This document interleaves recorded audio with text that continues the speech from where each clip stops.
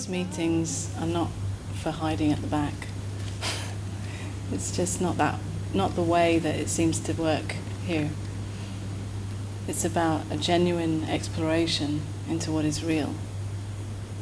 And that often means exposing how you feel, exposing some thought patterns that perhaps are shameful to you, exposing some beliefs that are held on very tightly,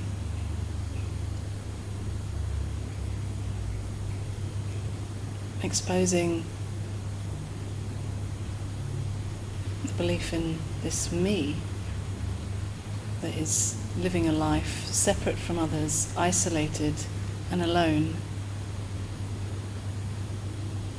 longing for connection perhaps, longing to disappear, to melt, longing for all the boundaries that are believed in to fall away. So these meetings are an opportunity to really dive into that.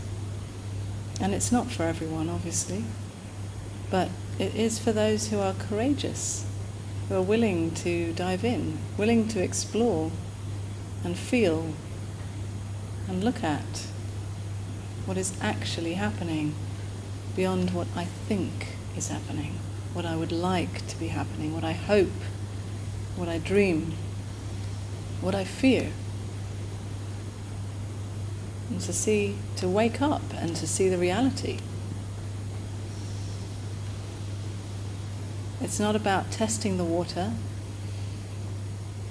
putting a little toe in and then running away. It's about jumping in whatever way that means, that is for you. And you know what it means for you. You know where you're hiding, what you're hiding from. You know what you're longing for. Perhaps you can't put it into words. Perhaps it's not very clear for you. Perhaps it's just a sense of something missing, something not quite it.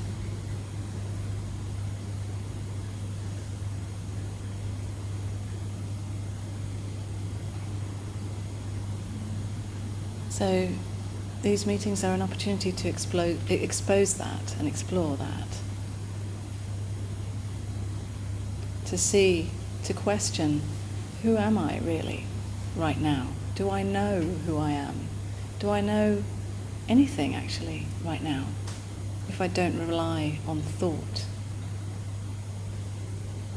If I don't just assume that what I've always believed in is true, or what other people believe in is true.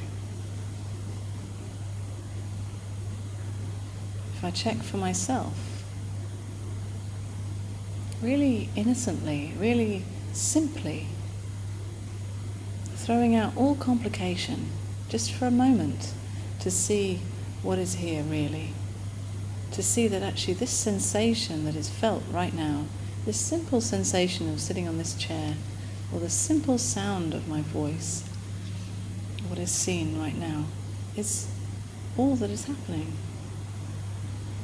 Anything more than that, any reasons, any beliefs, any fears, any hopes, are all created in thought.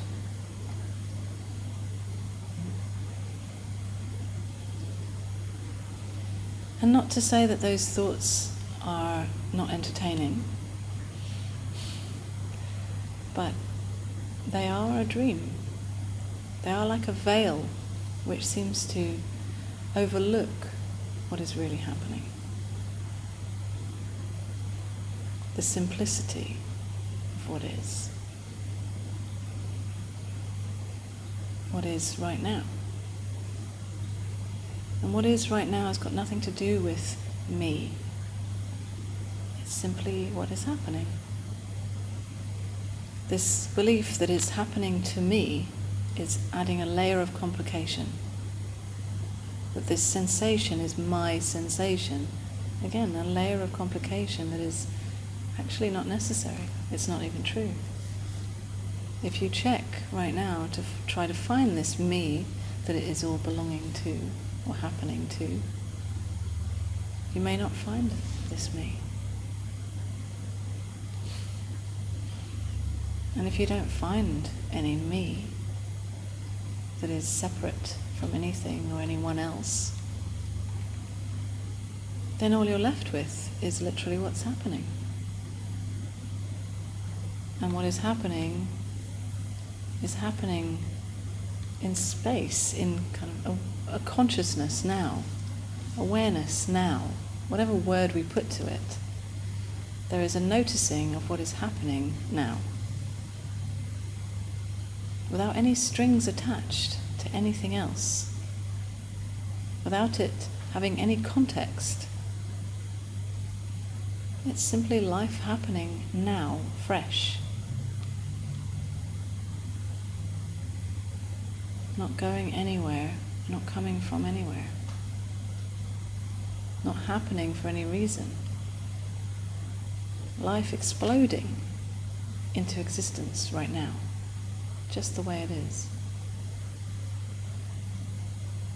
It's that simple and it's that easy. And yet, of course, the nature of thought is that it complicates it all.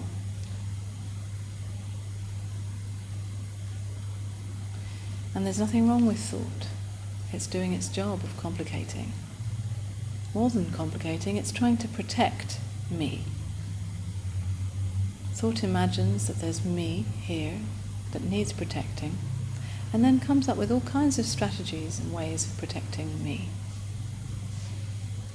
And in the world, in our daily life, we've learnt that these strategies are effective in some way. They seem to help us survive in the world. They're believed to help us survive in the world, even though they're often very painful. Often we find ourselves squashing ourselves into some kind of box in order to be accepted by others, in order to fit in order to be okay, to be enough in the world. So we risk not being okay. We risk not being able to function even in the world when we question who it's all belonging to and whether these protection mechanisms are even necessary. We take the risk that we won't be able to survive even. Because according to thought imagines that the only way to survive is to keep playing out these protection mechanisms. So for thought, it's a big risk to step into the unknown.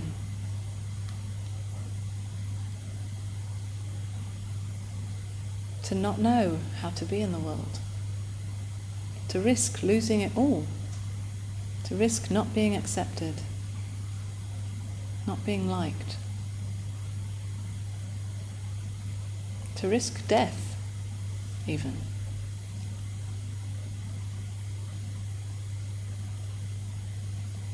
But it is also possible that in stepping into the unknown and seeing perhaps that these protection mechanisms are not necessary, that it also gives us the space for something fresh to happen.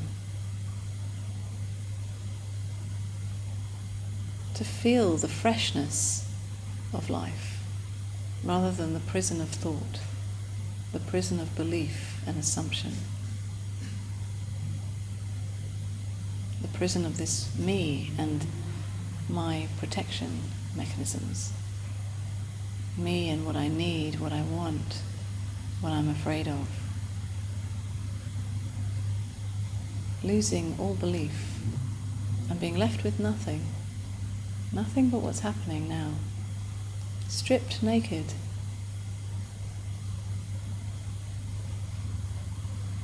Empty. And yet, paradoxically, absolutely full of what is right now. Full of this.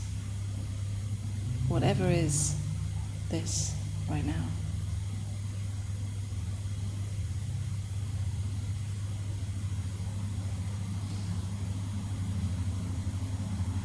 And seeing that whatever thought may say, because thought will keep coming up with these old protection mechanisms or with other thoughts, with potential problems and dramas, and seeing it, these thoughts are welcome to be here because they're not disturbing anyone, because there's no one here. There's no me to be disturbed by anything. There's no me that needs protection. It's just simply seeing that these thoughts are just thoughts. They're not needed. They're not even needed to go away. They just are meaningless.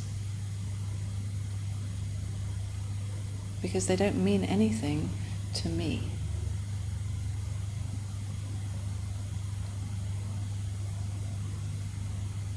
So this is like the losing of all meaning. Losing of all meaning in thought. And being left with the full meaning that is beyond thought.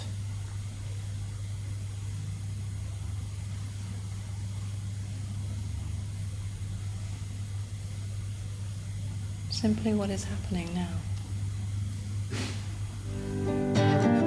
Here comes the